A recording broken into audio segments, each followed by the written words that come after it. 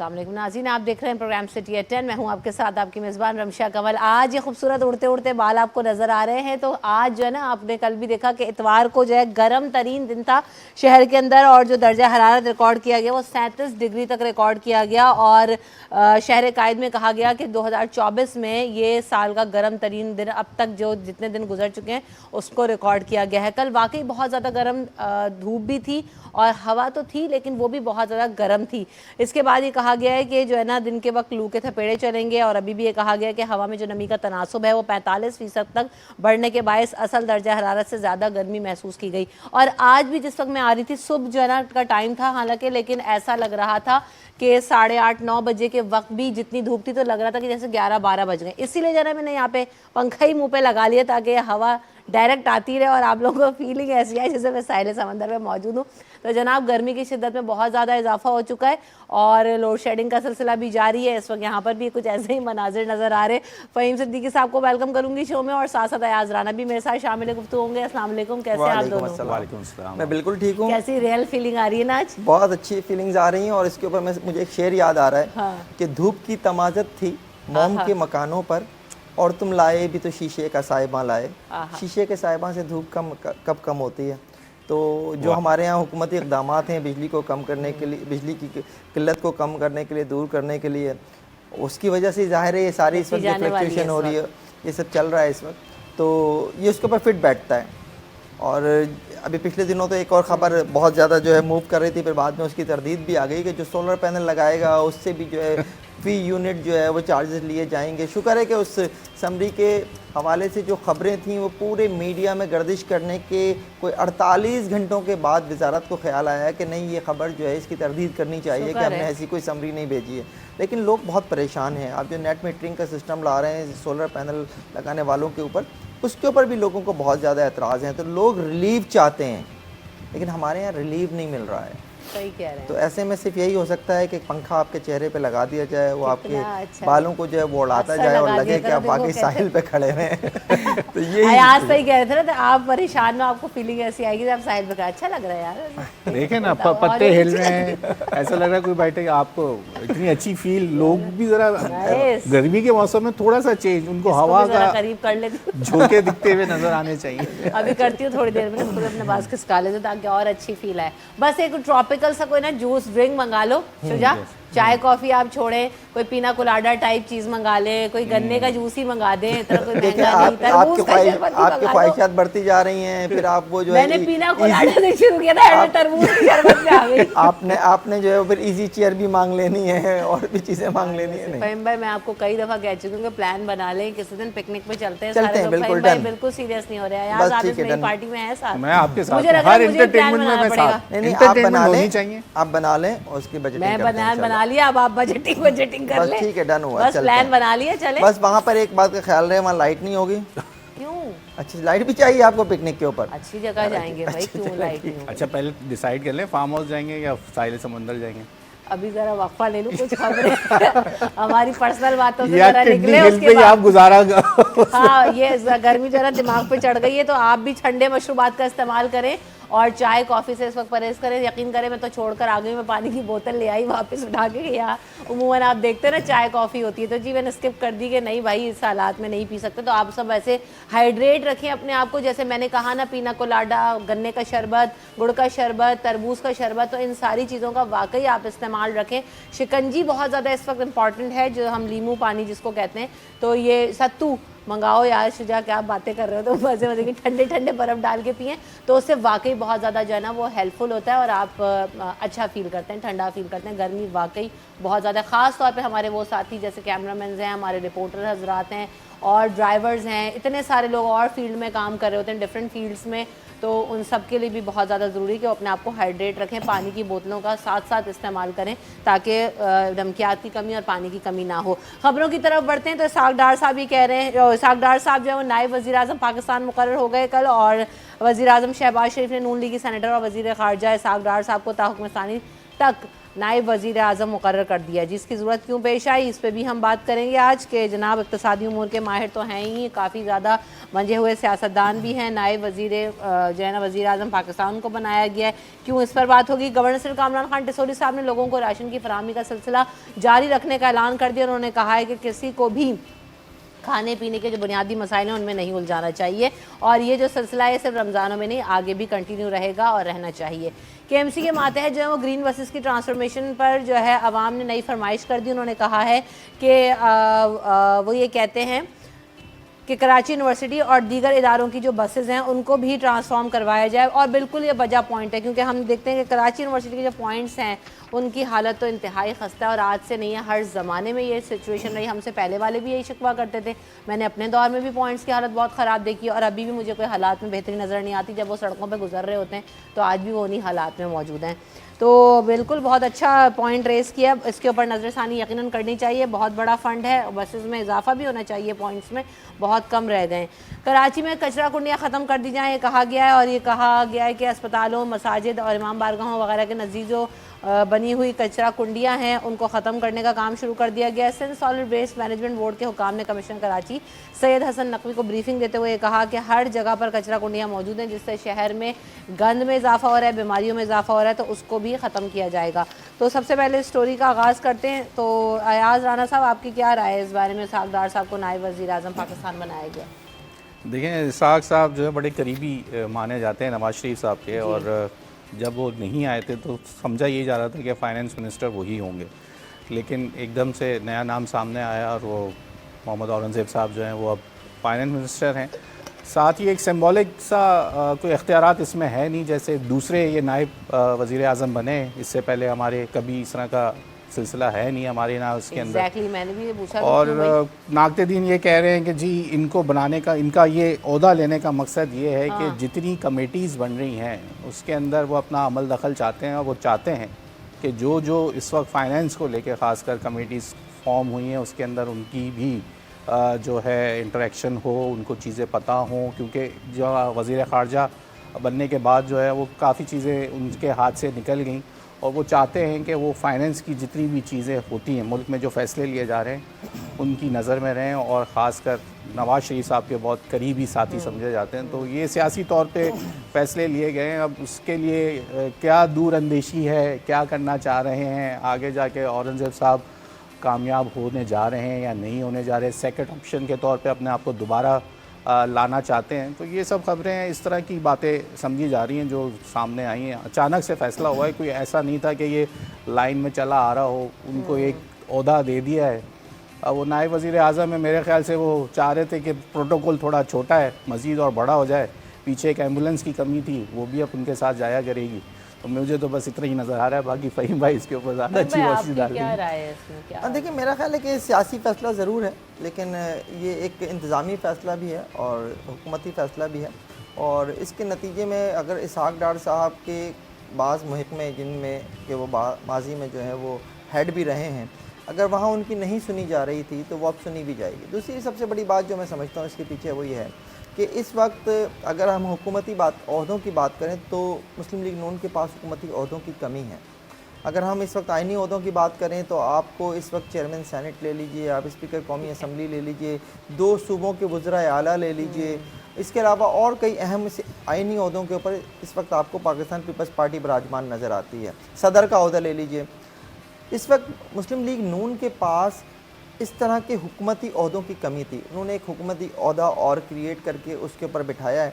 ये एक और चीज़ भी साबित करता है, जो आगे जाकर हो सकता है मेरी पेशन गोई गलत हो, मेरी असेसमेंट गलत हो, कि शहबाज शरीफ साहब जो हैं वो अगर कुछ कमज़ोर हैं किसी भी वजह से, तो उनको एक तरह से स्ट्रेंथ दी गई है डिप्टी वज़ीर आज़म के ओहदे के ज़रिए।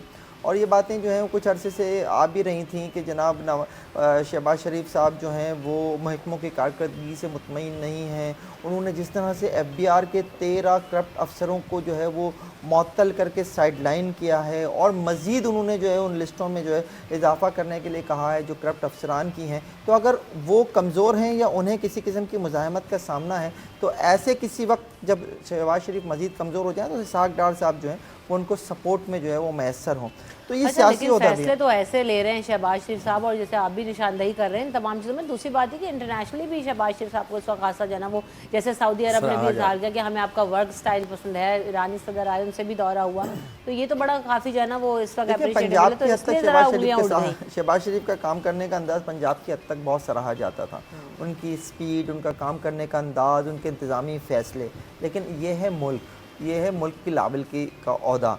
यहाँ पर वो जिस तरह की मीटिंग्स करके फ़ैसले ले रहे हैं, उन फ़ैसलों के ऊपर जो है वो रिएक्शंस भी आ रहे हैं। इस वक्त अगर FBR जो है आपका मुल्क में काम करना बंद कर दे तो आप सोच सकते हैं कि क्या होगा। इस वक्त जब हम एक वैसे ही मईशत की ख़राब सूरत हाल में हम इस वक्त हैं, तो ऐसी सूरत में जो है मैं समझता हूँ कि इसहाक डार के ज़रिए जो है वो उन्हें 1 से 11 करने की कोशिश की गई है सही शहबाज शरीफ साहब को। चलें अब देखते हैं कि आगे अब आने वाले वक्त में ये फैसला दुरुस्त साबित होता है या इसका आउटकम क्या होगा। अभी तो ये फैसला आया है सामने, हम इस पर मज़ीद भी खैर बात करेंगे और भी खबरें होंगी, लेकिन ब्रेक के बाद।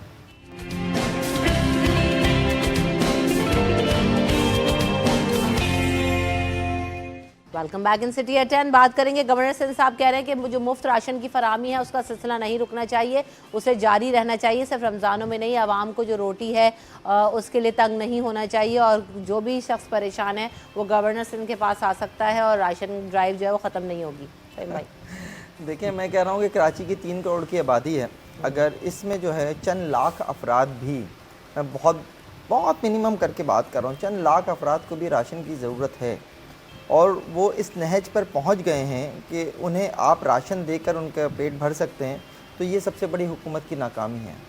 मैं हमेशा कहता हूं कि लोगों को मछली खिलाने की बजाय उन्हें मछली पकड़ना सिखाएं।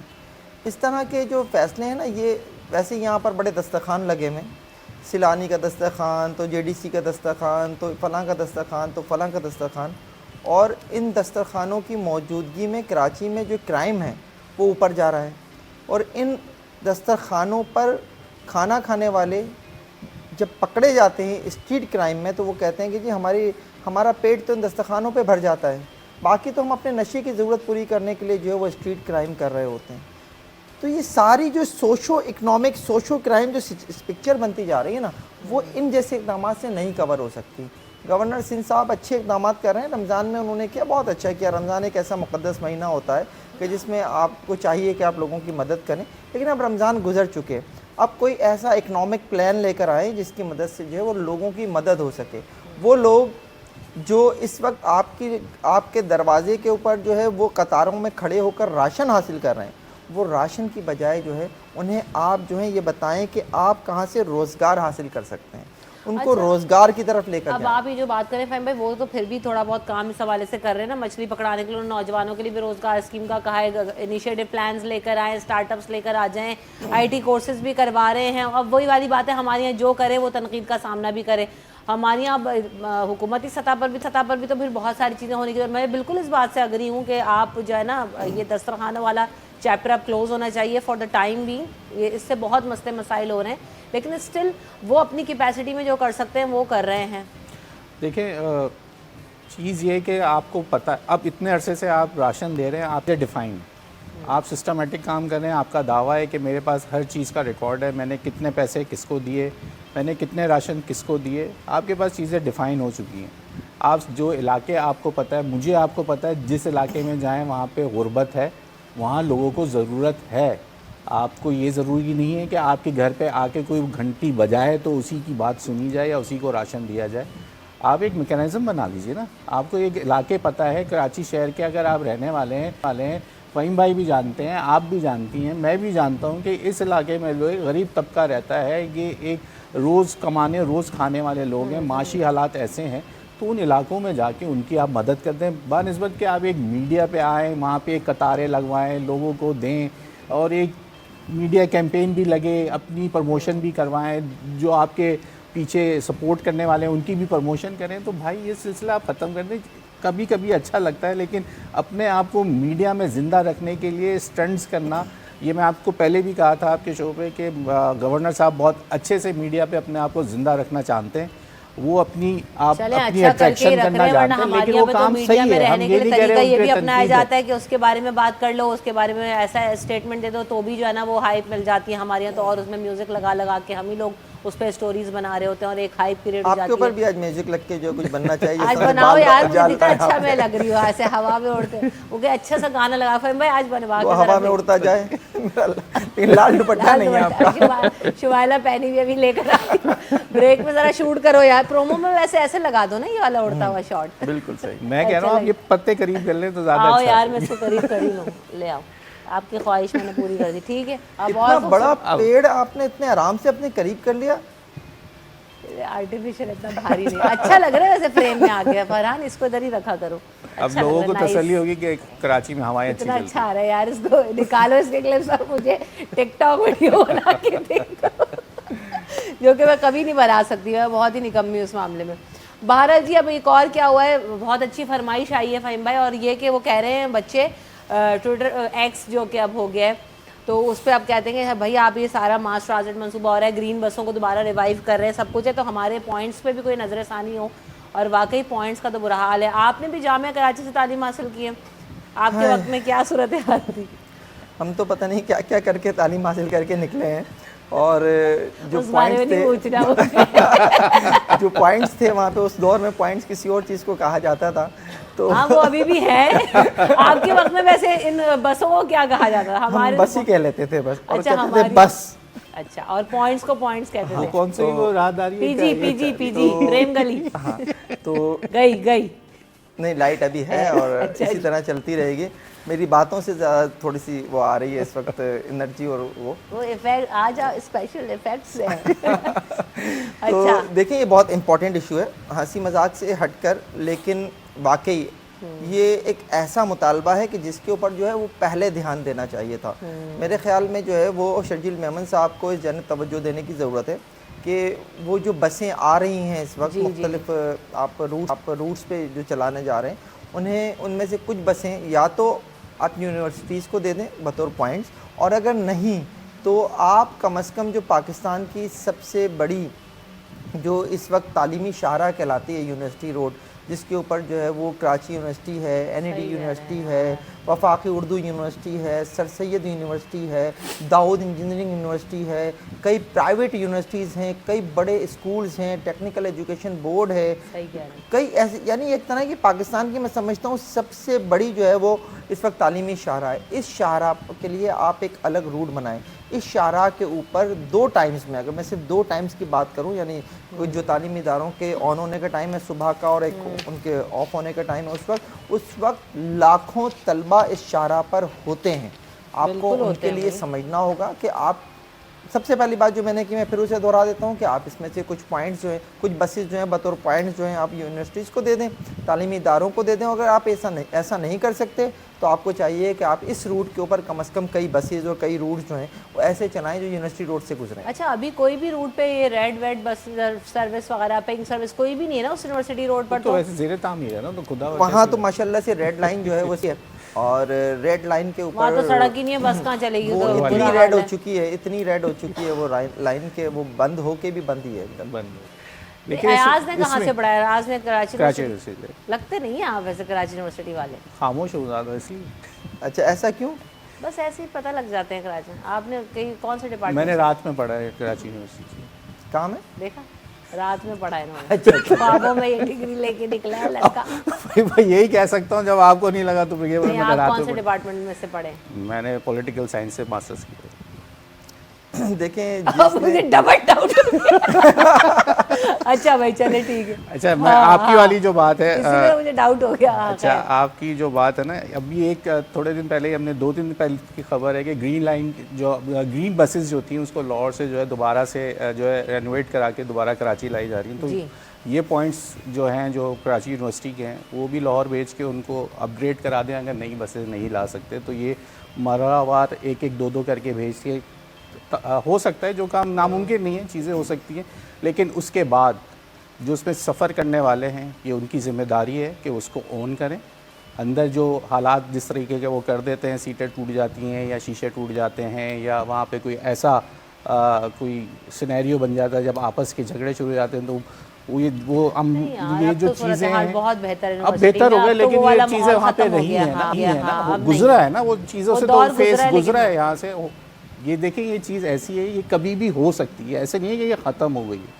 ये चीज़ वो हालात हैं जो ये कभी भी ट्रिगर हो सकते हैं और ये दोबारा से ऐसा सिनेरियो बन सकता है। लेकिन सफ़र करने वालों के ऊपर भी ये जिम्मेदारी है, अगर आपको कोई चीज़ मिल जाए, खासकर जैसे मैं उनके लिए भी कहता हूँ जो इस वक्त नई बसेस आई हैं, तो ये शहरियों की भी जिम्मेदारी है कि उसको ऑन करें। अंदर बैठने के बाद उसके ऊपर जो ये कॉन्टैक्ट नंबर जो सीटों पे लिख दिए जाते हैं, कभी कुछ लिख दिया जाता है, कलम का इस्तेमाल वॉशरूम में जाके लोग तो नंबर आपने लिख कर आ कभी लिखे जाते हुए हैं। कॉन्टैक्ट नंबर पे रब्ता करने की कोशिश की? क्यों ऐसा मुझे मौका लग रहा है आज से खुद ही लिखा है अपना वहाँ पे तभी। लेकिन अच्छा एक और चीज़ है, मैंने हमेशा ये चीज़ वहाँ पे फील की थी और अक्सर जो है ना मेरा बड़ा शिकवा रहता था पॉइंट में, क्योंकि सफ़र करती थी तो बहुत ज़्यादा परेशानी होती थी। तो ये था कि इतने सारे जो हम कह रहे हैं ना ग्राउंड बसेस, उस ज़माने में भी इतने सारे पॉइंट्स ऐसे थे जो कि ख़राब होके खड़े हुए होते थे और उनकी ज़ीरो मेंटेनेंस हो जाती थी। स्टाफ भी है फ़हीम भाई वहाँ पर, यही लोग भी मेरा रखे हुए हैं, point था। पूरी टीम भी रखी हुई है, ट्रांसपोर्ट डिपार्टमेंट पूरा एक अलग से ज़ाहिर फंक्शन कर रहा है जिसमें आपके पास ये टेक्नीशियंस और मैकेनिक सब लोग होते हैं। लेकिन जी क्या कहते थे, फंड्स ही नहीं आते जो करें। तो ये ये issue ऐसा तो नहीं है है। कि आपको बाहर से इसको कराना है, आपके पास पूरा, अगर आप अंदर भी मामला को ठीक करने की कोशिश करें तो मेरे ख्याल से बहुत बड़ी फैसिलिटी है, बच्चों को मिल सकती है। लेकिन हमारे यहाँ है ही नहीं ऐसा फोकस कि हम इन चीज़ों पर भी काम करें। बहरहाल अभी हम ये भी देख रहे हैं कि कराची में कचरा कुंडियाँ ख़त्म कर दी जाएँ, ऐसा कहा गया है। और Sindh solid waste management board ने जो है कमिश्नर कराची साहब को ब्रीफिंग दी है। हाँ, देखिए सॉलिड वेस्ट मैनेजमेंट बोर्ड के ऊपर इस वक्त बहुत ज़्यादा बात हो रही है और उसकी वजह यह है कि जो कराची में इस वक्त कराची का नाम बदल के कचराची हो गया है, तो उस सूरत हाल में अगर आप कचरा कुंडियाँ ख़त्म कर देंगे तो किस लिए ख़त्म कर देंगे? सिर्फ इसलिए कि लोगों को गुजरते हुए कचरा नज़र ना आए। कचरा उठाना तो शुरू करो। शहर में इतना कचरा है, डंपिंग 14,000 टन कचरा डेली शहर में पैदा होता है, जिसमें से सिर्फ 7,000 टन कचरा जो है वो उठ पाता है डेली की बुनियाद पर, और डेली की बुनियाद पे 7,000 टन पड़ा रह जाता है और अगले दिन उसमें मजीद जो है वो 7,000 टन का इजाफा हो जाता है, उसमें से भी अगर 7 उग जाए तो। और ये जो है वो नालों में जाता है, कचरा कुंडियों पे जाता है, डंपिंग स्टेशन जो हमने शहर में बनाए हुए हैं वहाँ जाता है, और उसकी वजह से जो है शहर की हालत बिगड़ती चली जा रही है। इस शहर में इस वक्त अगर आप अमराज की बात करें तो आपको कई ऐसे अमराज जो दीगर सीजन्स में हुआ करते थे वो आपको जो है वो पूरे साल नज़र आना शुरू हो गए। इस वक्त आप डायरिया उठा के देख लीजिए, मलेरिया उठा के देख लीजिए, दीगर आप अमराज उठा के देख लीजिए, बच्चों में ख़ास तौर पे जो होते हैं वो सब किसकी वजह से हैं? इसी कचरे की वजह से हैं। अब आप जो है वो शहर का कोई अच्छा सा चेहरा दिखाने के चक्कर में ये कह रहे हैं कि कचरा कुंडियाँ ख़त्म कर दें। अच्छा, ये बात भी सिर्फ साउथ के लिए हो रही है। मैं आपको बताऊँ कि जो सॉल्ट वेस्ट मैनेजमेंट के साउथ के साहब हैं, उन्होंने कमिश्नर कराची को ये ब्रीफिंग दी है कि जनाब हम साउथ में कचरा कुंडियाँ ख़त्म कर देंगे। साउथ में किस लिए कर दोगे? बाकी शहर किस लिए है भाई? बाकी शहर जो है वो कराची में, हाँ सही कह रहे बाकी हैं, शहर के जो लोग हैं वो इसलिए नहीं है कि उन वहाँ पे भी कचरा कुंडियाँ आप ख़त्म करें। साउथ में इसलिए कि जनाब यहाँ पर जो है वो अहम दफातर हैं, यहाँ पे सिंध असम्बली है, यहाँ पर सिंध सेक्रेटेरिएट है, यहाँ वज़ीर आला हाउस है, गवर्नर हाउस है, कौंसलेट्स हैं, इसलिए आप यहाँ पर जो है एक ब्यूटिफिकेशन देना चाहते हैं। ये गलत तरीका है। अगर आपको कुछ करना है तो पूरे मुल्क, पूरे शहर के लिए कीजिए। पूरे शहर से कचरा कुंडियाँ ख़त्म करके जो आपके पास डंपिंग स्टेशन है वहाँ ले जाए ना शहर का कचरा। हमें भी तो चाहिए, हमें भी तो एक अच्छा रूप चाहिए शहर का। ये सिर्फ यही क्योंकि जनाब आपने जो है वो, हम एक बात बहुत पहले कहा करते थे, अब तो नहीं कही जाती इतनी ज़्यादा, कि पुल के इस पार और पुल के उस पार का फ़र्क ना बनाए। इस शहर को जो है वो इस तरह से ऑन करें कमिश्नर कराची साहब भी, ये पूरा शहर उनका है। उन्होंने अगर ये हिदायत दी है कि उनकी इस ब्रीफिंग के ऊपर उन्होंने कहा ऐसा कर लें, तो उनको चाहिए था वो ये कहें कि पूरे शहर से कचरा कुंडियाँ ख़त्म कर दी जाए। अब मसला एक और ये भी है कि जो आप बात करें ना फ़हीम भाई, डंपिंग स्टेशन पे डाला जाए। शहर के बीचों बीचों डंपिंग स्टेशन बनाए हुए हैं जहाँ पर आबादियाँ हैं और उसके बीच में जी वो कचरा फेंक देते हैं और इतने बड़े बड़े पहाड़ उनके लग गए। इरादा ये था, Sindh solid waste management board जब आया, सब बातें पूरी जब उस वक्त हुई थी कचरे पे डिस्कशन, तो ये कहा गया था कि कचरा उठाएंगे और उसके बाद जी इनको रीसाइकल और जो वेस्ट प्रोडक्ट्स उनको हटा के रीयूज़ किया जाएगा, जैसे दुनिया कर रही है। एनर्जी में तब्दील करें, चीज़ों में तब्दील करें, लेकिन हमारे यहाँ उस पर कोई प्लान नज़र नहीं आया। कचरा पड़ा हुआ है जूँ का तू। अयाज का कॉमेंट इस पर लेंगे, लेकिन आफ्टर दिस ब्रेक।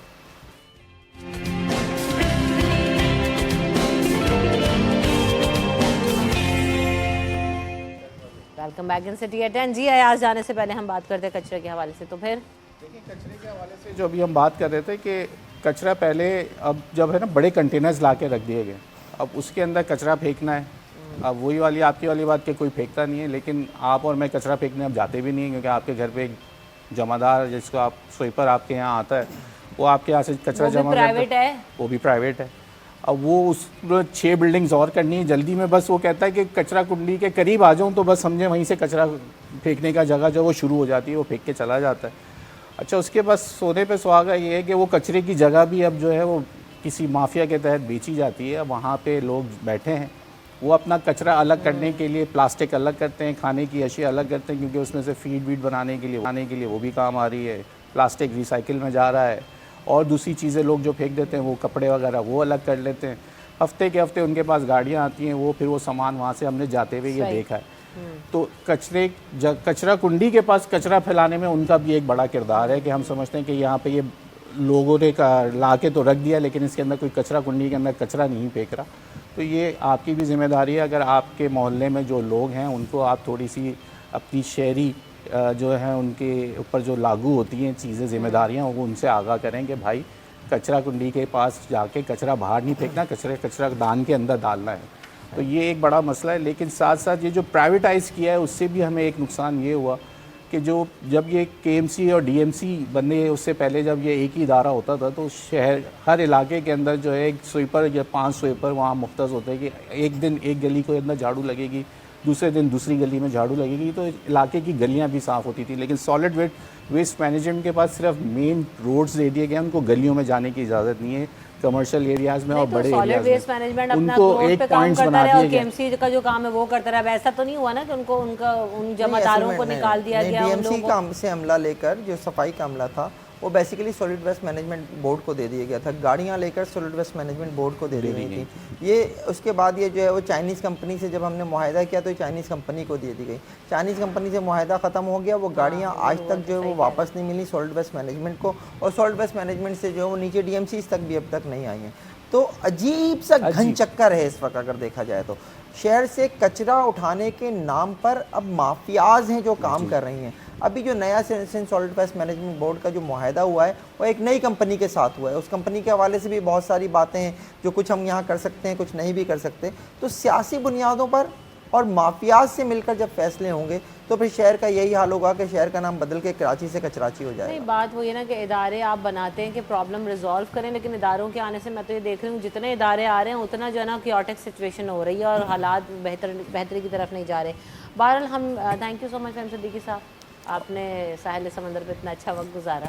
बहुत मज़ा आया आपके साथ उड़ते बालों प्लांट्स के साथ। आपने तो अब ये बोल दिया ऐसे ही ज़्यादा अच्छा लग रहा है ना। अब ये यहीं पे रहेगा, नहीं हवा भी ऐसी रहेगी, पंखा भी वहीं पे रखूंगी क्योंकि अच्छा लग रहा है यार। थैंक यू अयाज राना, आप लोगों के वक्त का बहुत शुक्रिया।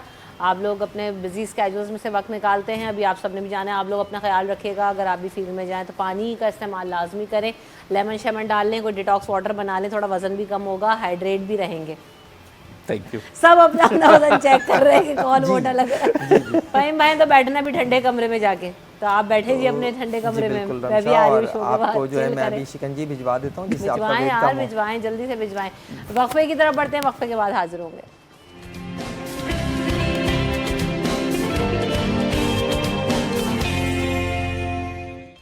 Welcome back in city at 10। कहते हैं ना कि आर्ट किसी भी फॉर्म में हो वो वाकई आपका मूड चेंज कर देता है, आपकी ज़िंदगी के अंदर चेंज लेकर आता है। शीमा कुरबानी साहब हमारे साथ मौजूद हैं। अस्सलाम वालेकुम, कैसी हैं आप? Welcome to the show. शुक्रिया। डांस डे और आपका नाम ना हो पाकिस्तान में तो ये पॉसिबल नहीं है।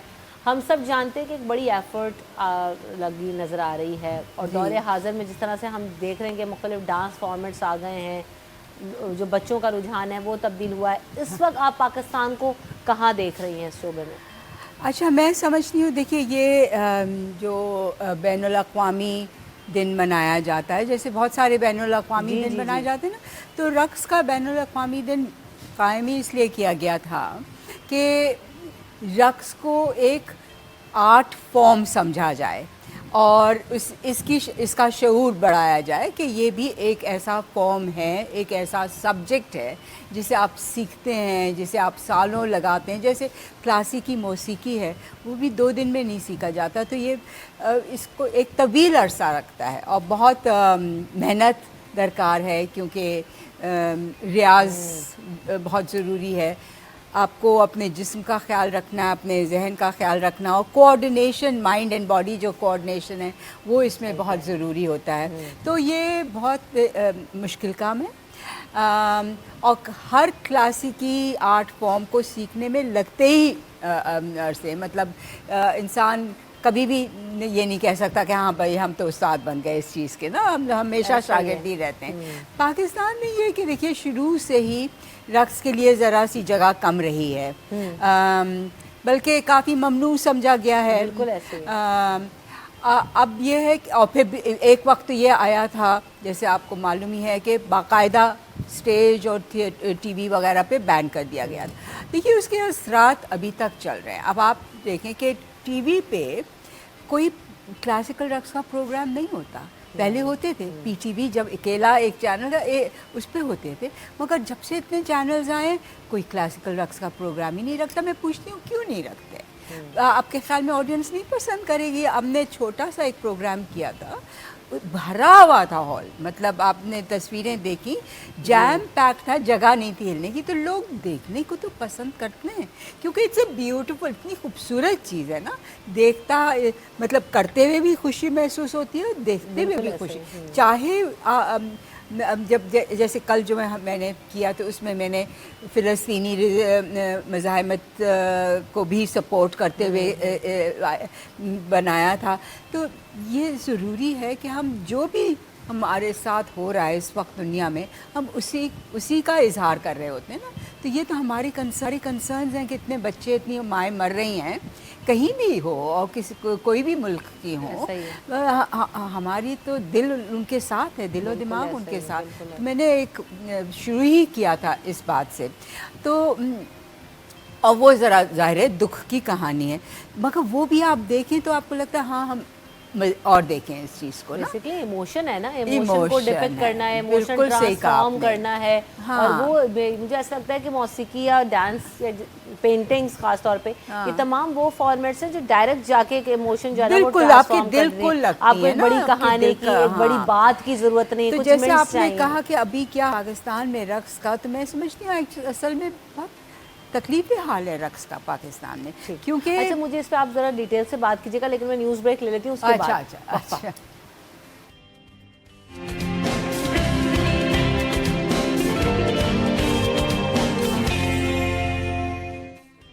Welcome back in city at 10। बात हो रही है इंटरनेशनल डांस डे के हवाले से। तो शीमा साहबा, सवाल वही है कि पाकिस्तान में इस वक्त जो है एज डांस, आपने कहा ना कि बड़ी जब कदगन लगी उसके बाद से एक बड़ा गैप हुआ, क्या वो फिल हुआ है? किस तरह के फॉर्म्स से फिल हुआ है, नहीं हुआ है? नहीं, मैं समझती हूँ गैप नहीं फिल हो रहा है। इसलिए एक तो देखिए, एक तो ये कि ये भी अगर इसको हम एक मौजू समझें, एक ऐसा मौजू जैसे बच्चे दूसरी चीज़ें पढ़ते हैं, मतलब तारीख़ पढ़ते हैं, जियोग्राफी पढ़ते हैं, तो क्यों नहीं मौसीकी और रक्स को भी समझा जाए, पढ़ा जाए, सीखा जाए। तो अगर ये स्कूल्स में हम लोग करें और बचपन से करें, तो मैं समझती हूँ जो बच्चे हैं, देखिए अब ख़ास तौर से कोरोना के ज़माने में, क्योंकि मैं खुद पढ़ाती हूँ, डांस सिखाती हूँ, तो मैंने नोट किया कि जो कोरोना का जनरेशन है उसमें ये माइंड बॉडी कोऑर्डिनेशन बहुत ख़त्म हो गया है। क्यों? क्योंकि बच्चे बैठ के सिर्फ ये कर रहे हैं ना, मतलब अपने गैजेट्स पे डीजे कर रहे हैं। इवन आउटडोर, क्योंकि पिछले इतने सालों से आउटडोर कोई एक्टिविटी नहीं रही है, तो कोई गेम्स और ये सारी चीज़ें नहीं है, तो बहुत बच्चे जो हैं बहुत रिस्ट्रिक्ट हो गए हैं अपनी सोच में भी, अपने फिज़िकलिटी में भी। और बहुत ज़रूरी है कि हम डांस लोगों तक लाएं, ताकि वो एक, देखिए डांस में क्या होता है, आपके ब्रेन में जो एंजाइम्स हैं ना, जो सिक्रीट होते हैं, जो जूसेस, जब आप डांस करते हैं तो डोपामाइन एक चीज़ होती है जो कि एक बहुत अच्छी आपको गुड फीलिंग देता है। So it's a good enzyme hormone. तो वो चीज़ें क्रिएट होती हैं, तो ये आप इसीलिए तो कहते हैं ना कि आप एक और लेवल पे चले जाते हैं। तो ये we should recognise these things. हमारे यहाँ कोई रिकग्निशन नहीं है इन चीज़ों का कि एक्सरसाइज कितनी ज़रूरी है हर इंसान के लिए, ख़ास तौर से औरतों के लिए।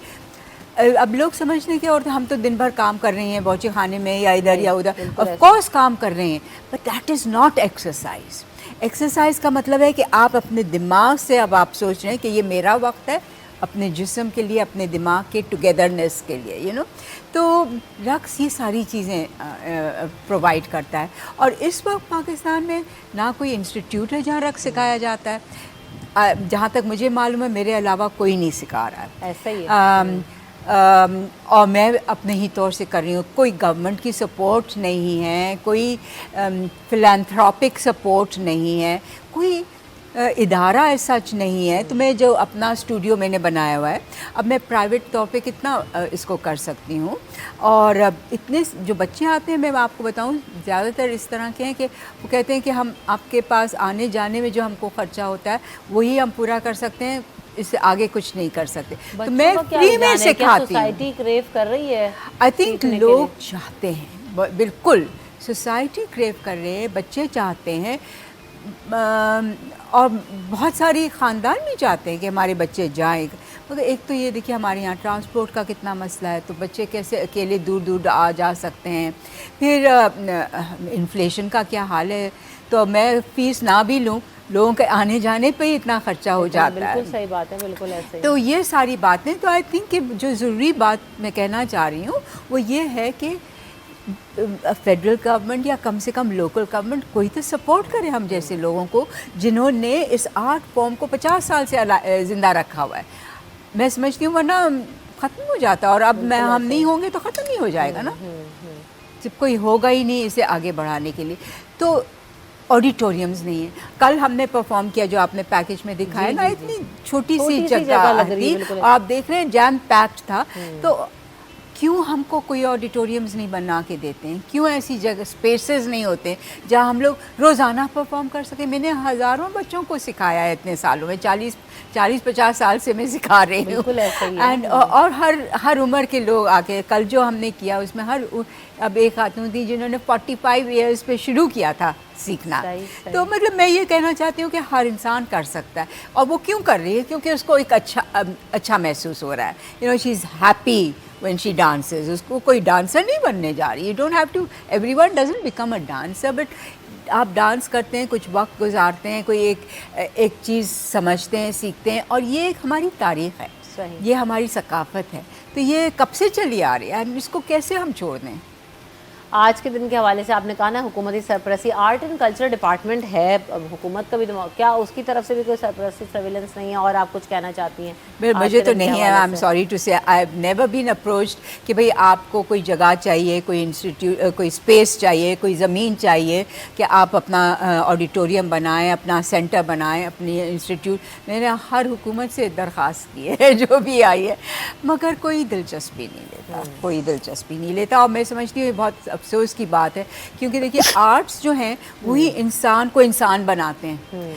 आपको मतलब जो ये एक तो जो हमारा शदीद किस्म के तशद्दुद का कल्चर है, उससे आपको दूसरी तरफ ले जाएगा आर्ट्स, चाहे वो रक्स है, चाहे मौसीकी है, चाहे थिएटर है, चाहे शायरी है, जो भी।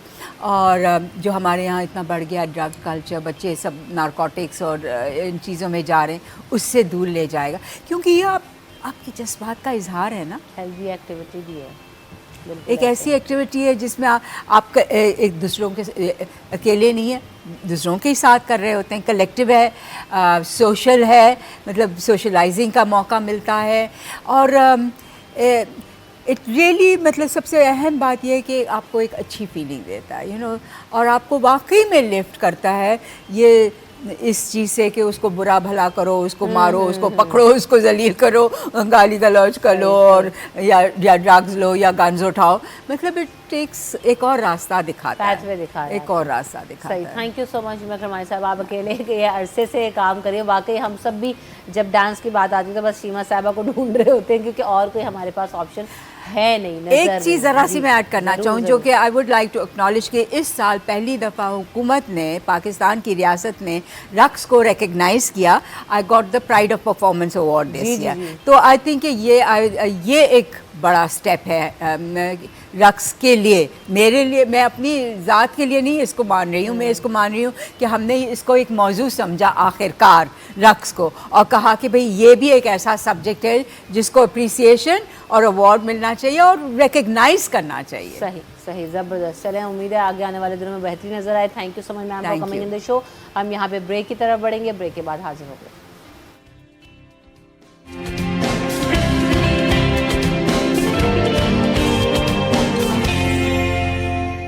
Welcome back in city at 10। तो जनाब अभी हम बात करेंगे कि जो सितारों का अहवाल इस वक्त वो भी ज़रा जान लेते हैं। अली मोहम्मद खान साहब हमारे साथ मौजूद हैं, मारूफ एस्ट्रोलॉजर हैं। Welcome to the show. Ali sahab कैसे हैं आप? अस्सलाम वालेकुम। वालेकुम अस्सलाम, अल्लाह का शुक्र है, आप सुनाएं, खैरियत से हैं? बिल्कुल ठीक ठाक। आज जो है ना वक्त भाग रहा है क्योंकि ब्रेकिंग्स भी बहुत हैं, चीज़ें भी बहुत। तो सबसे पहले स्टार्ट करेंगे भाई सितारों का क्या जो वो अपडेट्स नज़र आ रही हैं और ओवरऑल क्या सिचुएशन है इस वक्त? बहुत अच्छी सिचुएशन है। स्टार्स के वाले से हम देखते हैं कि जो एरीज है, सबसे पहला ज़ोडिक साइन है, उसमें काफ़ी सारे प्लैनेट आ गए हैं।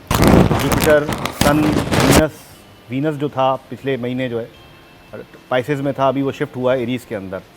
तो ये तीनों प्लैनेट बड़े बेनिफिक हैं। जुपिटर भी, वीनस भी जब एक किसी बुर्ज के अंदर आ जाते हैं तो उस बुर्ज को चमका देते हैं। तो बुर्ज हमल वालों के लिए बड़ा अच्छा टाइम चल रहा है, माली लिहाज से भी पुरसुकून, रूहानी तौर पे, इमोशनली, फिज़िकली, फाइनेंशियली बेटरमेंट होगी। गवर्नमेंट से या किसी अथॉरिटी बंदे से कोई फ़ायदा पहुंचने का इम्कान है। काफ़ी सारी उनको जो उनके प्रॉब्लम्स थे पास्ट के मंथ में वो तमाम ख़त्म हो जाएंगे और उनको फाइनेंशियली, फ़िज़िकली, मोरली हर तरह से सपोर्ट मिलेगी। सही, ठीक। तो नेक्स्ट जो ज़ोडिक साइन है टॉरस, उनके लिए थोड़ा सा बेड टाइम स्टार्ट हो गया है कि उनका जो लॉर्ड था वीनस वो इस वक्त अपने ख़राब बुर्ज में चला गया, एरीज में चला गया, तो वो थोड़ा सा वीक हो गए फाइनेंशियली तौर पे। टॉरस की एक सबसे बड़ी खूबियत होती है मटेरियलिस्टिक अप्रोच रखते हैं। आप याद देखेंगे जब भी कोई दोस्त आपका टॉरस हो, चाहे उसका सन साइन टॉरस हो, मून साइन टॉरस हो, तो वो चीज़ों की तरफ, मतलब कपड़े अच्छे होने चाहिए, खाना, चीज़ें, तो थोड़े लालची टाइप के लोग होते हैं ये, आई एम सॉरी टू से।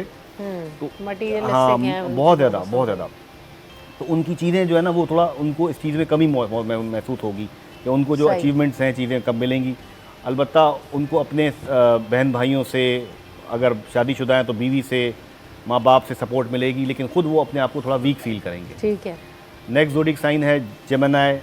मरकरी जो उनका सितारा उल्टा चल रहा था वो अब सीधा हो गया 25 तारीख से, और मामला काफ़ी बेहतर हो गए उनके, और कॉन्फिडेंस डेवलप हो गया। काफ़ी सारी चीज़ें उनकी जो है वो ट्रैवलिंग के हवाले से ख़ास तौर पे काफ़ी बेटर हुई हैं। बैनुल सूबाई या बैनुल गैर मुल्की ट्रैवल्स कर सकते हैं, फाइनेंशियली बेटरमेंट हो सकती है, उनको इज़्ज़त और वक़ार में इजाफा हो सकता है, और कारोबार में बेहतरी आएगी। नौकरी में जो है उनको अच्छी पोजीशन दी जाएगी, अच्छे टास्क दिए जाएंगे जिनसे उनकी फाइनेंसेस बेटर हो सकती हैं। सही। नेक्स्ट ज़ोडिक साइन है कैंसर, बुर्ज सरतान। सरतान वालों के लिए अभी सूरत हाल कुछ ख़राब है। 1 मई से मामला बेहतर हो जाएंगे, बहुत अच्छे। ठीक है। इस वक्त तब्दीलियों का टाइम चल रहा है, हो सकता है उनकी जॉब चेंज हो जाए, घर तब्दील हो जाए, कुछ तब्दीली करना चाह रहे हैं अपनी लाइफ में, क्योंकि वो कैंसेरियंस बहुत ज़्यादा इमोशनल होते हैं। अपने वालिदैन से, अपने पार्टनर से, हर किसी से उनका बहुत गहरा अटैचमेंट होता है, और इमोशंस की वजह से वो अपने मटेरियलिस्टिक लॉस कर देते हैं बहुत ज़्यादा।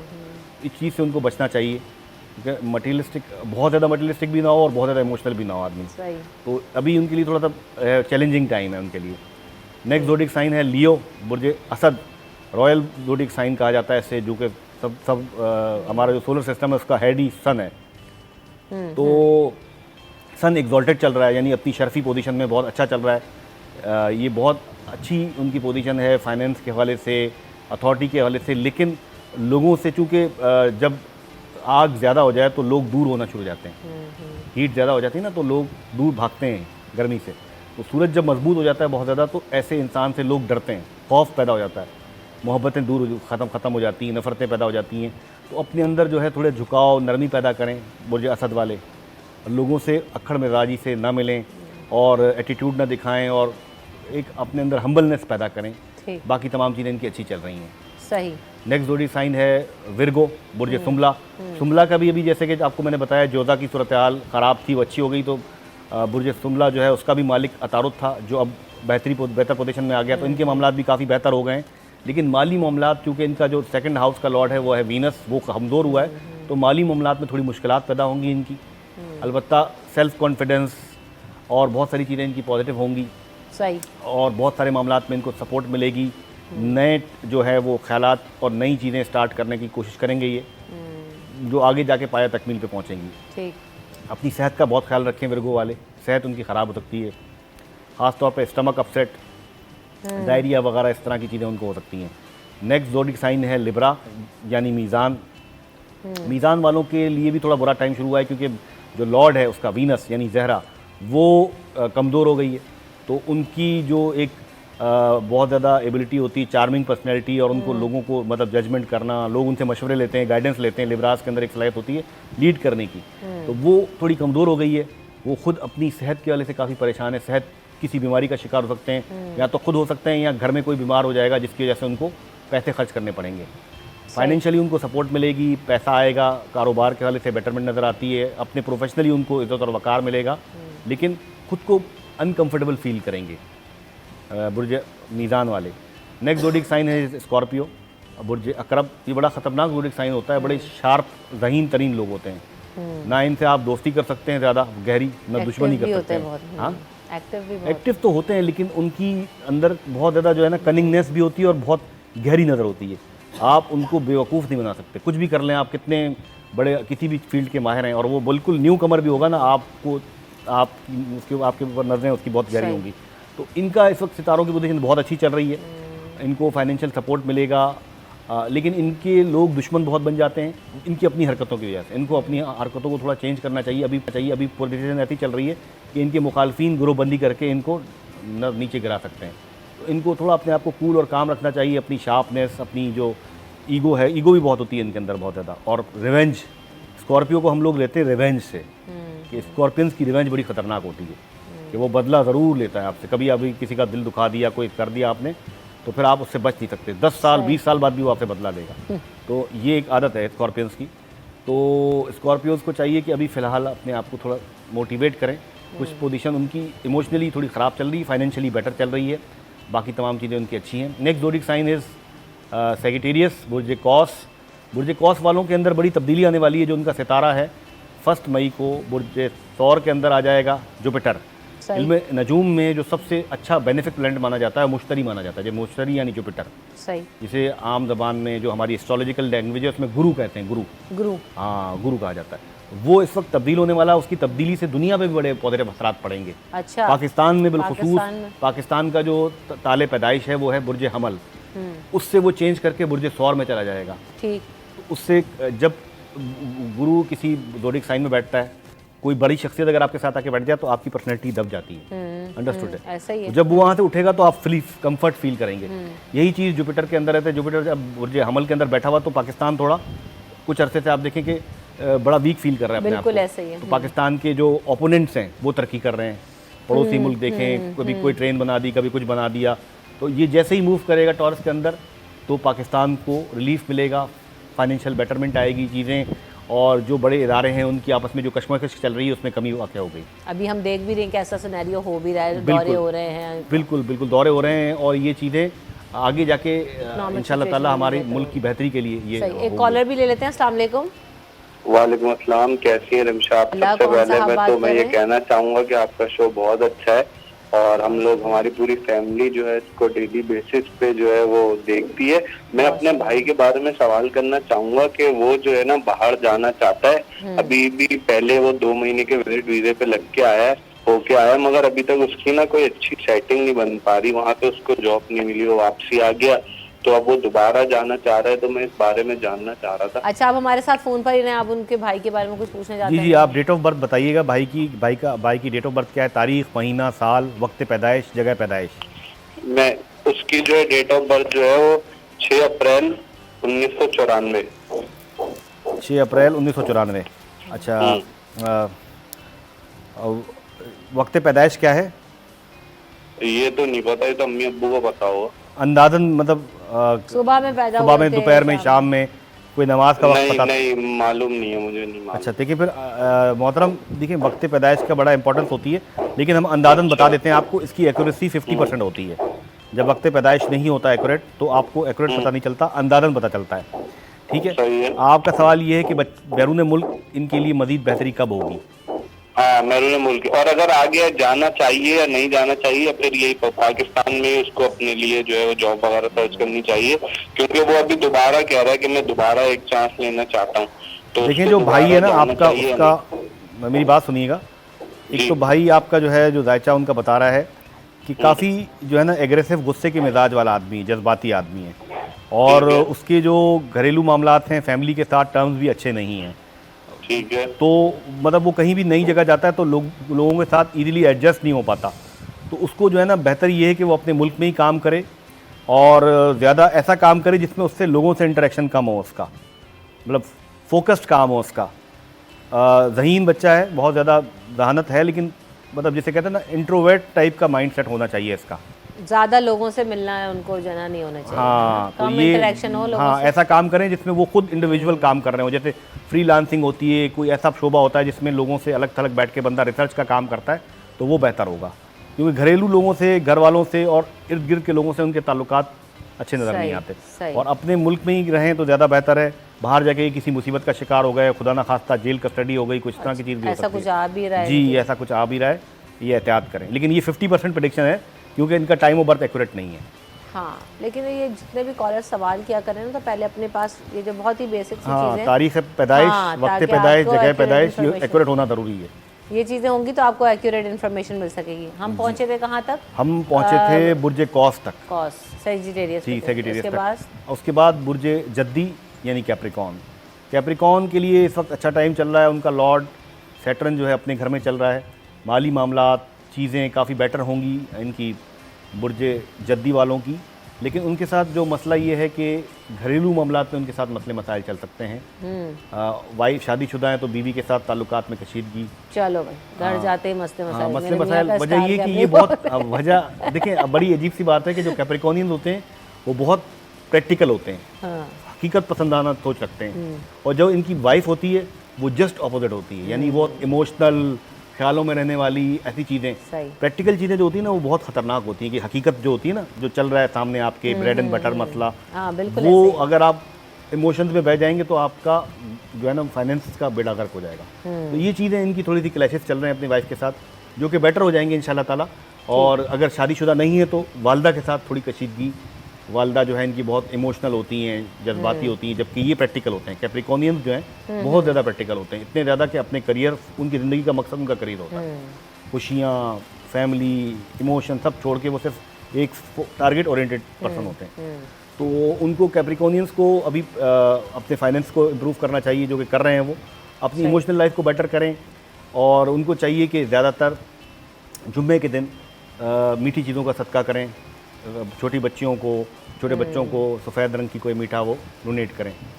अच्छा, पहले आपने बोला है छोटे बच्चे तो मुझे याद आया, पहले बहुत ज़्यादा होता था ना जी, कि जी, बिल्कुल, हम हमारे बचपन में। आवाज़ें गलियों में लगाते थे अब कि तो देखिए, आओ जो है ना मीठा ले लें, और इस तरह। तो अब मैं नहीं देखती हूँ वो वजह ये देखिए, रुझान। अब टॉफीज मिल रही होती थी, जलेबी मिलती थी, बिल्कुल, तो जलेबी, बूंदियाँ मिलती थी। हाँ, काफ़ी चीज़ें होती थी। बात ये है कि अब नहीं है। अब इनसिक्योरिटी बहुत हो गई है और ऐसे अनासर यहाँ हमारे माशरे में बहुत हो गए ये हैं, बात तो जो कि बच्चों को खुदा ना खास्ता कोई जहर मिली चीज़, कोई नशावर चीज़ मिला के सबसे अगवा ज़्यादा करके तो ले मसला नशे का हो गया अब हर Security, जगह। हाँ, मेरे भी बिल्कुल। अगर आप कोई बच्चे को दे तो मैं कहूँगी भाई नहीं खाओ। हम हमारे वक्त में वो चीज़ें नहीं थी इतनी नहीं कॉमन। थी। कॉलर उनको ले लेते हैं। अस्सलाम वालेकुम। वालेकुम अस्सलाम जी, क्या हाल है आपके? अल्हम्दुलिल्लाह। कौन बात कर रही हैं और क्या सवाल है आपका? जी, मैं आसमा बात कर रही हूँ। माशाल्लाह से आपने बहुत अच्छा एडिशन किया है, अली साहब को अपने शो में बुलाना स्टार्ट किया। माशाल्लाह से बहुत अच्छा लगा हमें। सब घर वाले देखते हैं और इनकी बातें बहुत इंफॉर्मेटिव होती हैं, बहुत फायदेमंद होती है माशाल्लाह से। चलें, आपकी पसंद करने का शुक्रिया। जी, मैं अली साहब से एक सवाल पूछना चाह रही थी। प्लीज ये बताइएगा कि इन्होंने ये टिप बताई थी झाड़ू वाली ना, तो वो इन्होंने घर में झाड़ू फेरने का कहा था और फिर उस झाड़ू के तिनकों को अलग अलग करके समुंदर में, दरिया में इन्होंने बहाने का कहा था।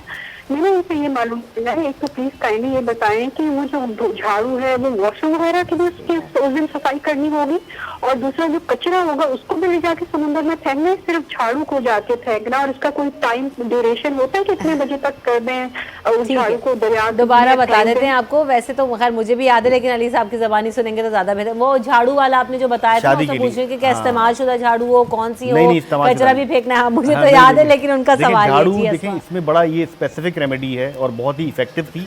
मुझे इस तरह इस वजह से याद है कि ज़ुबैदा आपा मुझे हमेशा रखती थी शो में, हालांकि उस शो ख़वातीन का था, चैनल भी ख़वातीन का था, सिर्फ मैं एक मेल होता था और वो कहती थी ये ज़रूर बैठेगा मेरे साथ। तो वो बात ये कि देखें, बिल्कुल नया झाड़ू होना चाहिए, यानी कि किसी काम में पहले यूज़ ना हो, ठीक है। अनटच्ड, बिल्कुल नया झाड़ू जाके आप बाज़ार से मंगवाएं और मंगवा के भी उसको पैक करके लाएं। मतलब खुद वो बंदा हाथ ज़्यादा ना लगाए उसको। ठीक है। वो लड़की जिसको झाड़ू देना है वो ले, कचरा खुश्क होना चाहिए, मतलब ये नहीं कि आप पानी बहा रहे हैं पूरे घर को। वैसे भी लड़कियां ऐसा करती नहीं है आजकल, वो ज़माना चला गया कि पूरा घर साफ कर रही हैं लड़कियां। मैंने तो आपकी ट्रिक में कहा था ना, लड़कियां वैसे ही झाड़ू लगा रहे हैं, पोछा लगा रहे हैं, स्मार्ट हो जाएंगी, रिश्ते नहीं को नहीं भी वो आगे। लगाती नहीं है आजकल। खुश्क आपको सिर्फ झाड़ू लगा देना है और वो कचरा चाहे आप घर में मतलब बाहर फेंक दें, जला दें, कुछ भी कर दें, सिर्फ झाड़ू फिरना चाहिए। सही है। असल चीज़ झाड़ू फिरने के ऊपर है, पूरे घर में वो झाड़ू फिरना चाहिए। इसके पीछे भी एक पूरा एक रीज़न है, एस्ट्रोलॉजिकली पूरी एक लंबी चौड़ी रीजनिंग है। मैं कभी अगर मौका मिला तो आपको तफसीली बताऊंगा। और झाड़ू देने के बाद इन्होंने सवाल क्या पूछा फिर उसके बाद? इन्होंने कहा कि उसको क्या करना है, तिनके तिनके करके फेंकना है। वो तो खैर बहुत सारे उनके सवाल थे कि यूज झाड़ू है तो कचरा समेत फेंकना है क्या, वो तो सब बातें वेव हो गई। लेकिन अब किस तरह से उसको डिस्कार्ड करना है झाड़ू को? देखिए, झाड़ू जिस बच्ची के लिए शादी नहीं हो रही उसको ये करना है, थर्सडे वाले दिन झाड़ू देना है ठीक है। और सैटरडे वाले दिन उसको खोल के फेंक देना है, पानी में बहा दें। हाँ। लेकिन पैक, जैसे मिसाल के तौर पे पहले झाड़ू दिया पूरे घर में, खोल दी। कचरा फेंक दिया कहीं पे, कचरा कहीं भी चला गया घर से निकाल देने कचरा, ठीक है। उसके बाद अपने भाई या अपने वालिद के साथ जाएं, गाड़ी में जहाँ भी जाएं, वो झाड़ू आपके साथ होना चाहिए। सही है। आप उस झाड़ू के साथ कटर रखें, कोई मुख्तलिफ कटर होते हैं, प्लास होता है, कटर प्लास होता है, कैंची होती है बड़ी वाली, वो ले लिया आपने। आप गई ऐसी जगह पे जहाँ पे बहता हुआ पानी है, गंदा नाला नहीं होना चाहिए। सही, पता चला साफ आपने और बेड़ा गर्क कर दिया अपना। साफ बहता हुआ पानी हो, उसमें आप के जो वालिद हैं या भाई हैं वो उस झाड़ू को कट कर दें फ़ौरन। वो जो कटर, उसके ऊपर अगर धागा वागा लगा हुआ है तो बहुत अच्छा है, या आसानी से लोहे कट जाती लोहे हो का तो हाँ, लोहे का बिल्कुल रील होता ऐसे। है, बाद दफ़ा लोहे की रील होती है, लोहे का वो होता है, वो आपको कट करना है। भाई ने वालिद ने कट करके दे दिया, आपने वो बंद होना चाहिए। आपने फ़ौरन वो खोल के उसको अपने हाथ से तिनका तिनका करके पानी में बहा दिया। ठीक है। ये सैटरडे को करना है, ये 1 टाइम करना है आपने। थर्सडे को झाड़ू लगानी है, सैटरडे को आपने एक दफ़ा उसको ले आके खुले पानी में बहा देना। कराची वालों की तो आसानी ये है कि पानी में बहा दें। नहीं, पूरे पाकिस्तान में कहीं भी बहा सकते हैं आप। पंजाब में जैसे लाहौर में है तो दरिया है, कैनाल है, वो हाँ, नदियाँ हैं बहुत अच्छा, सारी। सवाल आया है एक और कान में कि ये क्या लड़कों के लिए भी है? नहीं, लड़कों के लिए नहीं है। लड़के बेचारे बैठे रहो, तुम लोग लड़कों मेहनत के लिए करो, और तरीका है। कमाओ, पूत बनो। लड़कों की शादी वैसे हो, ऐसा मैं हैरान हूँ कि वो कौन अजीम आदमी है जिसकी शादी नहीं हो रही। लड़के भाई, लड़के सवाल कर रहे हैं अंदर के, शादी ना हो मैं तो आपको क्या बताऊँ करें? उसका फिर उनका हल ये होता है कि वो उनके लिए ये है कि वो 7 जुम्मे 7 फ्राइडेज़ को एक पार्सल लें, ब्राउन रंग का पैकेट लें, उसमें मिठाई रखें, सफ़ेद रंग की मिठाई, ठीक है। उसके 6 पीसेज होने चाहिए, मतलब ठीक है। उसको वो डोनेट करें लड़कियों को, छोटी बच्चियों को ढूंढें, कहीं मासूम बच्चियां पढ़ रही होती हैं उनको वो जुम्मे को बांटें, इससे उनकी शादी हो जाएगी। बहुत से लड़कों की होती है ब्लॉकेज होती है शादी की वजह, और इस तरह के मामलात होते हैं तो वो प्रॉब्लम होता है। दूसरा ये कि लड़कों को चाहिए काले जूते ना पहने। अच्छा, शादीशुदा के बगैर शादीशुदा? नहीं, जो शादी करना चाहता है उसकी बात हो रही अच्छा, है। क्यों ना पहने? बस एक इसके पीछे एक रीज़न है कि ब्लैक जूते पहनने से शादी में रुकावट आती है, शादी नहीं होती जल्दी, इश्यूज आते हैं। ये पता एस्ट्रोलॉजिकल नहीं हमारे शुजा की क्यों नहीं हो रही, ब्राउन जूता पहनता है, मिठाई नहीं बांटते ना तो हाँ, नहीं, शुजा के और मामला आते हैं। शुजा के मैं जायचा देखा है उनका, वो इंशाल्लाह उनका करना हो नहीं जाएगा। चाहता ये लड़का, बहुत चलाक है। देखिए, फोकस आदमी का जब करियर होता है ना, बहुत फोकस ओरिएंटेड आदमी जो होता है ना, जो अपने करियर के ऊपर फोकस, फैक्ट्स एंड फिगर्स होने चाहिए। देखें, शादी आपने कर ली, उसके बाद आप अपनी फैमिली को डिस्टर्ब कर रहे हैं, मतलब फाइनेंशियल सही। आजकल महंगाई इतनी है कि आपको शादी करने से पहले बहुत सारी चीज़ें आपके पास होनी चाहिए। हाँ, और ये तो लड़कों के लिए ना, अगर हम माशरती हिसाब से देखें तो वो भी बहुत ज़्यादा ज़रूरी भी है। आप अगर ऐसी ब्याह दें आज के दौर में तो जो लड़कियां नहीं रह सकती हैं इस वक्त जो हालात हैं, और फिर बजाय शादी निभाने के ख़राब हो जाती है मामला। कॉलर है, अस्सलाम वालेकुम। आप कैसी? मैं मिसेज मोहम्मद बात कर रही हूँ। मैं ठीक हूँ मिसेज महमूद, आप बताइए आप कैसी हैं? मैं बेटा तुम्हारी दुआ से बहुत अच्छी हूँ, अल्हम्दुलिल्लाह। इनसा अली भाई से बात हो सकती है? जी, आपको सुन रहे हैं, फरमाइए। अस्सलाम वालेकुम। जी वालेकुम। अली भाई, आप कैसे हैं? बहुत दिनों बाद आपके चैनल पे देख रही हूँ। जी, अल्लाह का शुक्र है। मैं आपके बेटे के बारे में पूछना चाह रही हूँ। उसकी डेट ऑफ बर्थ जी 1975। जी, बेटे के बारे में पूछना चाह रही हैं, बताइए उनकी डेट ऑफ बर्थ और जाए पैदाइश और वक्त। 1975। 1975 कराची में हुआ है। 1975 कराची में पैदा हुआ है और दिन से 1:45 बजे। 1:30 से 2:45 बजे दोपहर में? जी, दोपहर में। और तारीख महीना क्या है? तारीख और महीना बताइएगा दोबारा मिसेज महमूद। 5 अगस्त। 5 अगस्त 19 7 अगस्त या 5 अगस्त? 5 अगस्त 5 अगस्त। 5 अगस्त 1975। क्या पूछना चाहती हैं इनके बारे में? सवाल पूछ। इनके बारे में सर, ये माशाल्लाह शादीशुदा है, 4 बच्चे हैं इसके, हम रेंट पे घर पे रहते हैं। जो भी काम करता है इसका काम रुक जाता है। किसी ने इससे कहा था भाई तुम्हारे पे अमल हुआ है, तो मेरा बेटा कहता नहीं सब चीज़ों को छोड़ दो। कहने वाले कहते मैं कहने बेटा नजर लोगों को दिमक की तरह खा जाती है। तो सर आप इसके बारे में मुझे बताएं पढ़ने के लिए। अच्छा, जानना ही जी पूछिए मिसेस महमूद, पूछिए। और जैसे कि मेरी 2 प्रॉपर्टी है उसके लिए भी मुझे पढ़ने को चाहिए। मेरी दोनों प्रॉपर्टियाँ भी है, नाजाबाद में है और एक में गाँव मस्जिद गुरु मंदिर। ठीक है, पहला सवाल तो अपने बेटे के हवाले से उन्होंने पूछा है। क्या सवाल है? और उन्होंने ये पूछा है कि ये जो जिनकी डेट ऑफ बर्थ वगैरह आपको बताई है वो काम वगैरह तो सब कुछ चलता है, लेकिन किसी ने उनको बताया कि उनके ऊपर नजर बद और इस तरह की चीज़ें हैं, तो उसके लिए पूछ रही हैं कि क्या है मामलात, और पढ़ने के लिए भी पूछा उन्होंने बनाया। अच्छा, देखिए नजर बद तो हर किसी पे होती है, कोई भी आदमी जो सक्सेसफुल होगा ना उस पर नजर बद होगी।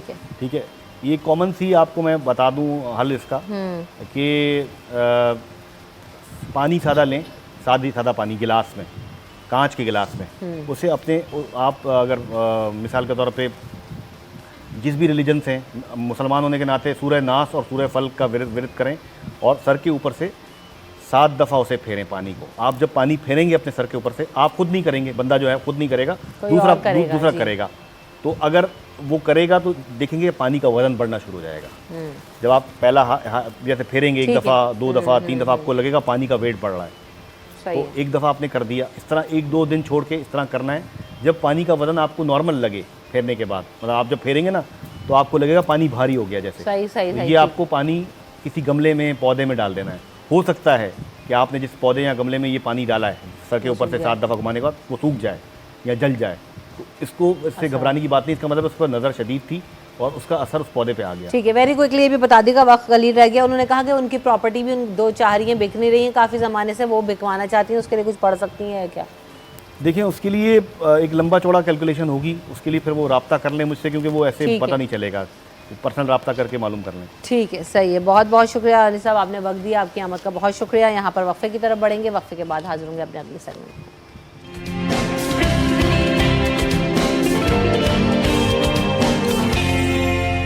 Welcome back in city at 10। तो जनाब आज के सेगमेंट में हम बात करेंगे कि बच्चों के लिए बाउंड्रीज सेट करना कितना ज़रूरी है और क्या हम वाकई बाउंड्रीज तय करते हैं। बाउंड्रीज किसी भी तरह की हो सकती हैं, हर तरह की होनी चाहिए।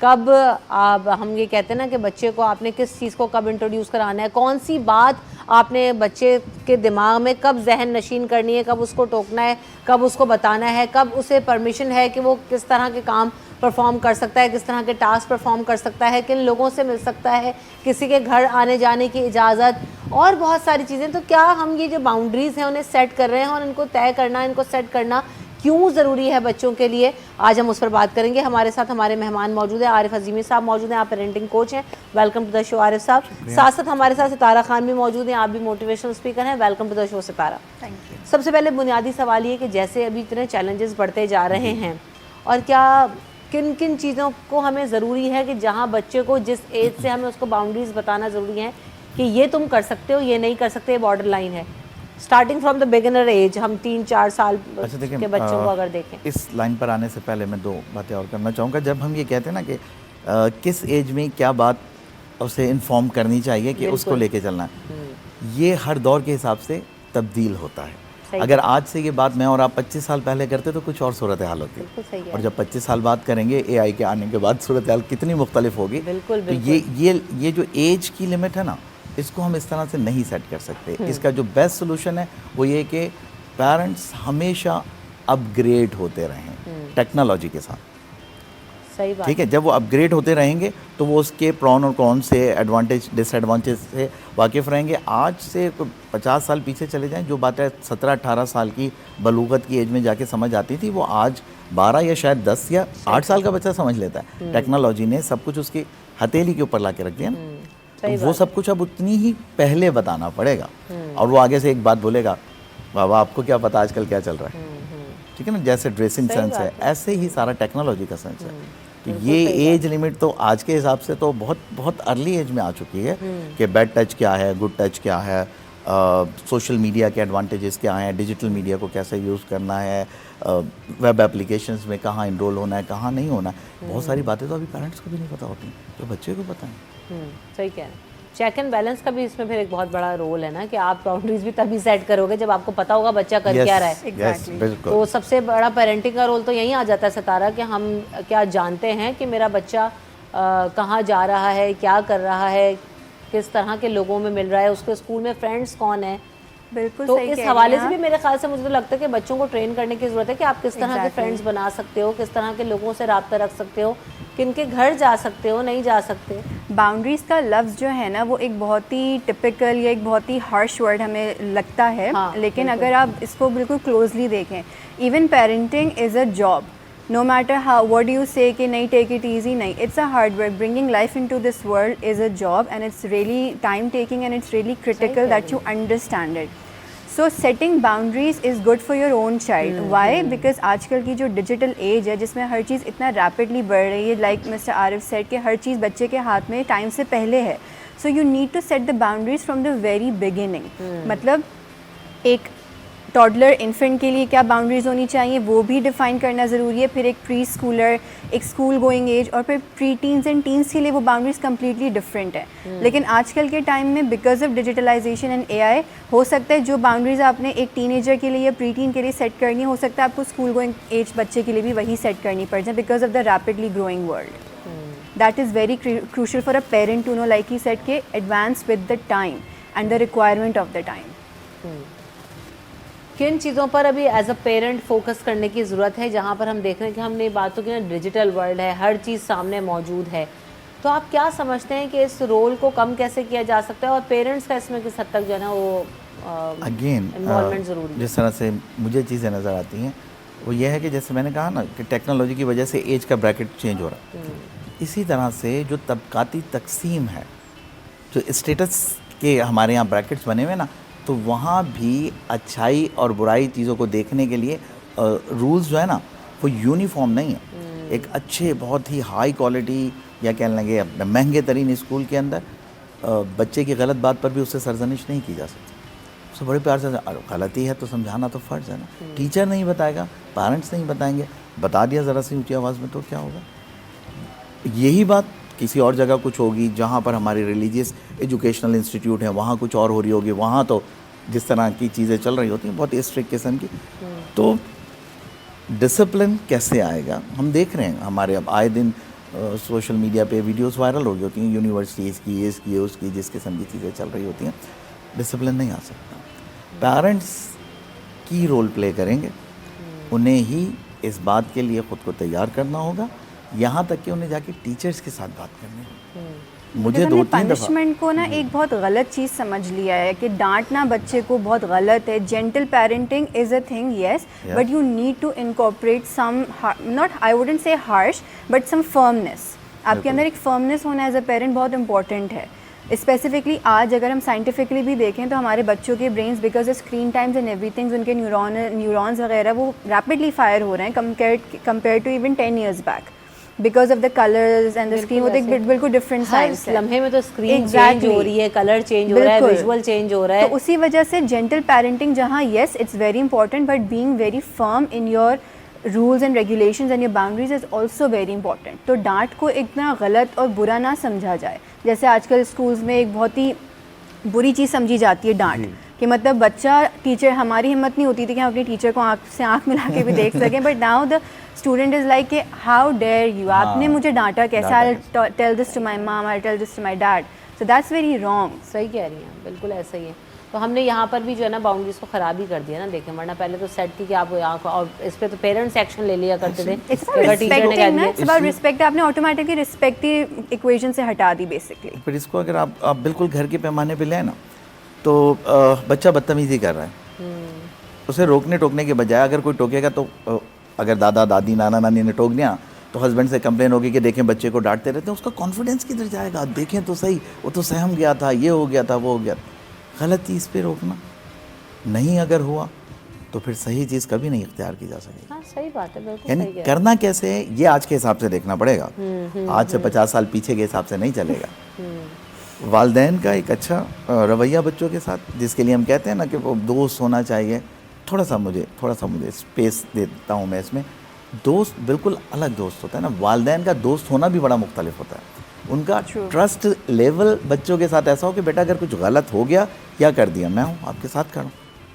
आपको हो गई ना गलती, छुपाना मुझसे नहीं, किसी और को बताओगे तो वो कैसे मिसयूज़ करेगा। ये बातें देने की ज़रूरत है अब उन्हें। अब तो डिसीजन मेकर हैं बच्चे। और इसको भी ये है ना कि ये आपने ये चीज़ भी आप किस एज में जाके उसको दोस्त बनाओगे। हाँ बिल्कुल ऐसी बात, बिल्कुल ऐसी बात। क्योंकि आप उसको उस फेज से गुजारोगे जहाँ पर आपने उसको स्ट्रिक्ट रखना है, जहाँ पर आपने उसके ऊपर वॉच रखना है, ये सब चीज़ें करने के बाद एक फ़ेज़ ऐसा आता है कि वो बेटा और बाप साथ जो है ना वो दोस्त होते हैं, या माँ और बेटी दोस्त होते हैं। तो इसमें भी एक फ़ेज़ हमें चाहिए कि हाँ यार अब ये एक ट्रांजिशन फ़ेज़ है, इस फेज़ से हम निकल आएँ, जहाँ तरबियत वाला बहुत एक करने की किसी एज में ज़रूरत होती है। अर्ली 20s की अगर हम बात करें, like it's a job from day 1, तो इट्स अ हार्ड वर्क कि आपको डे 1 से करना है। हर एज पे अप्रोप्रिएट चीज़ें, अप्रोप्रिएट बाउंड्रीज आपने, जैसे हम छोटे इन्फेंट को, टॉडलर को ही बताएंगे बेटा ये गर्म है, ये ठंडा है, वो चीज़ हम प्री स्कूलर को नहीं बताएंगे। हम प्री स्कूलर को स्लीप रूटीन, फूड रूटीन पे लेकर आते हैं, then things advance you know continuously and with time. That is how it works. बिल्कुल इसी तरह से। और इसमें देखिए एक चीज़ को और हमें समझना चाहिए कि जब वालिदैन बच्चों को कुछ बताते हैं ना, तो बहुत सारी दफ़ा जैसे वो कहते हैं ना कि घर की मुर्गी दाल बराबर, बहुत सारी दफ़ा वो बाहर वाले से बहुत अच्छे से समझ लेते हैं। ये तो है ना, जो टीचर कह दे, अगर मैं भी अगर मैं बेटी का नहीं भाई टीचर ने, अरे भाई मैं कोई जाहिल बात नहीं, सुन लो मेरी बात, नहीं टीचर ने ये कहा, अच्छा भाई, और हम भी ऐसे ही थे, टीचर ने कह दिया तो जी बस। अब पेरेंट्स की एक जिम्मेदारी और भी, बिल्कुल ऐसा है, टीचर्स के साथ क्लोज कोऑर्डिनेशन में रहें। लेकिन वो तो अब रखने दिया ही नहीं जाता ना, ये तो बहुत बड़ा ड्रॉबैक है कि हमारे वक्तों में जी पेरेंट्स टीचर से बराह रास्त राब्ते में भी होते थे। स्कूल आए तो जी प्रिंसिपल से भी मिल ली है, टीचर से भी मिल ली है, डायरेक्ट इंटरेक्शन। अब तो जी कोऑर्डिनेटर्स तक ही पहुंचना इतना मुश्किल है, और टीचर तो फिर आपके बाद दूर की बात है, प्रिंसिपल तो फिर दूर की बात है। तो देखा जाए तो it's a triangle that works for your child, student, parent, teacher. ये 3 ट्रायंगल के बगैर तो काम ही नहीं हो सकता। अब वो एक जी इसको मुंसलिक किया हुआ सिर्फ पेरेंट्स टीचर मीटिंग था, वो एक दिन में उसको 36 लोगों से मिलना है टीचर को, वो भी क्या क्या याद है, 2 for 5 minutes each parent। बिल्कुल ऐसे ही, मुझे भी पता था 2 से 5 मिनट है, मैं कम जाता हूँ, मैं से ज़्यादा जाती। मैं गया, मैंने कहा जी कैसी, उन्होंने कहा ज़बरदस्त बेहतरीन। मैंने कहा बात हो गया, मैंने कहा 2 बातें मेरी सुन लें। मैंने कहा मेरे नोटिस में है, मैं देखता हूँ कि ये जो इसका स्किल सेट है ना, मेमोराइज़ करने का, याद करने का, ज़बरदस्त है मेरी बेटी का। बीच वाली देखती है, अगर कोई आम आदमी 1 घंटे में, तो वो 15 से 20 मिनट में अल्हम्दुलिल्लाह उसे याद हो जाता है। लेकिन अब वो क्या कर रही है, पिछले 6 महीने से जब रात को पढ़ने बैठती है तो हैंड्स फ्री लगी होती है, मोबाइल होगा उसके साथ या लैपटॉप होगा। अब मेरी मिसेस तो वो ठीक है, उनकी सख्ती को मैं कभी मना नहीं करता, लेकिन मैं बिल्कुल बहुत ही सॉफ्टली, मैंने कहा देखो ऐसे तो नहीं होगा। अच्छा वो ज़रूरी है, मैं मना नहीं करता डांटने से, क्योंकि किसी एक को तो ज़रा सा रखना होता है बच्चों को। तो सारी चीज़ों को देखते हुए पेरेंट्स जो हैं वो बहुत ही ज़्यादा जिम्मेदारी के फेज़ में है इस वक्त। सही, ठीक, हाँ बिल्कुल ऐसा ही है, और इसमें दोनों का किरदार है। हम वक्त हमारे पास बहुत ख़त्म हो गया है। Thank you so much for coming in the show. आपसे ज़्यादा चाहेंगे, मैं दुआ में याद रखिएगा अल्लाह के बाद।